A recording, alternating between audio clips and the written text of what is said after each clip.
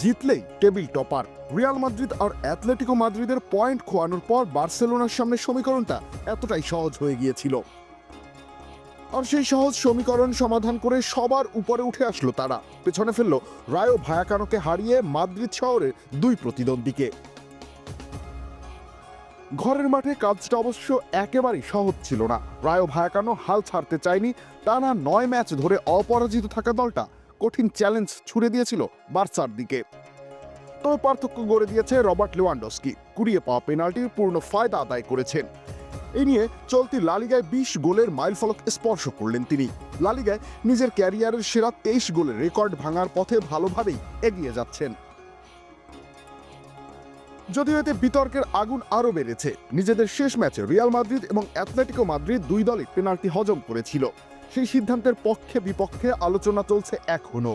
এর মধ্যেই বার্সেলোনা নিজেদের পক্ষে পেনাল্টি পেল।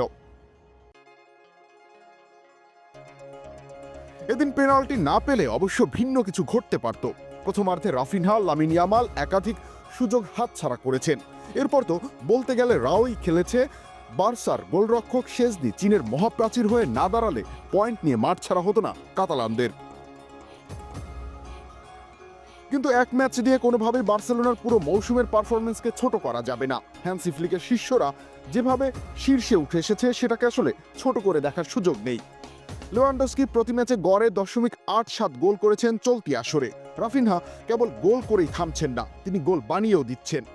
সব প্রতিযোগিতা মিলিয়ে এই মৌসুমে 70টি সুযোগ তৈরি করেছেন তিনি, যা কিনা ইউরোপে সর্বোচ্চ। অন্যদিকে ইয়ামাল, পেদ্রি তো রীতিমতো ম্যাজিশিয়ান বনে গিয়েছেন।